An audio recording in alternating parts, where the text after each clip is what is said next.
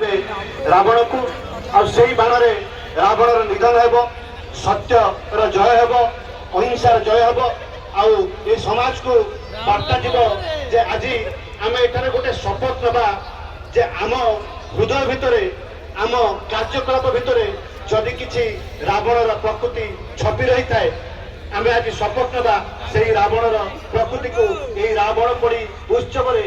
ଏହି ଅଗ୍ନିରେ ଜଳାଞ୍ଜଳି ଦେଇ କାଲିଠାରୁ ନିଜ ଚରିତ୍ର ଗଠନ କରିବା ସହିତ ଗୋଟିଏ ସୁନ୍ଦର ସମାଜ ଏବଂ ସୁନ୍ଦର ଭାରତବର୍ଷ ଗଠନରେ ନିଜର ଯୋଗଦାନ ପ୍ରଦାନ କରିବା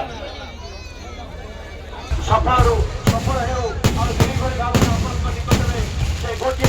ପ୍ରତିଶ୍ରୁତିକୁ ଆପଣଙ୍କ ନିକଟରେ ପ୍ରଦାନ କରନ୍ତୁ ରାଜନୈତିକ ଚଲାପଥ ସୁଖମୟ ହେଉ ଏବଂ କୃତଜ୍ଞତା ଜଣାଇବି ଆମର ମାନ୍ୟବର ମନ୍ତ୍ରୀଙ୍କୁ ସେ ଆମ ଅନୁରୋଧ ରକ୍ଷା କରି ଆଜି ଏତେ ସମୟ ଧରି ଆମ ଗହଣରେ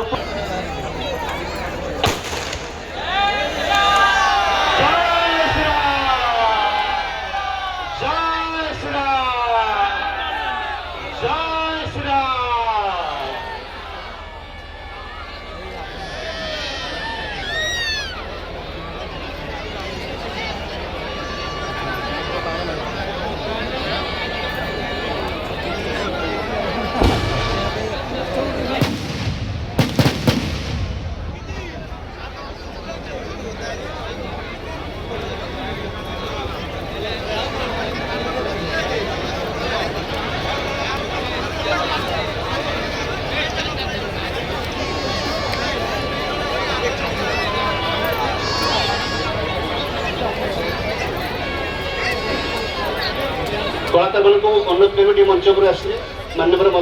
ମୁଖ୍ୟ ଅତିଥି ଆପଣମାନଙ୍କୁ ଆପଣଙ୍କର ମାନପତ୍ର ପ୍ରଦାନ କରିବେ ସେଇଠି ଆମେ କରିଦେବା ମନ୍ତ୍ରୀ ମହୋଦୟଙ୍କ ପାଖରେ ସମୟ କମ୍ ଅଛି ଦୀର୍ଘ ସମୟ ସେ ଆମକୁ ଦେଇଛନ୍ତି ମୋ ହୃଦୟରୁ କୃତଜ୍ଞ ଶ୍ରୀରାମ କମିଟି ତରଫରୁ ତାଙ୍କୁ କୃତଜ୍ଞତା ଜଣାଉଛି ଏବଂ ସମସ୍ତ ଜଗତସିଂହପୁର ଜନସାଧାରଣଙ୍କ ତରଫରୁ ତାଙ୍କୁ କୃତଜ୍ଞତା ଜଣାଉଛି ମୁଁ ଆମର କଳାକାରମାନଙ୍କୁ ଅନୁରୋଧ କରିବି ଦୟାକରି ମଞ୍ଚ ଉପରେ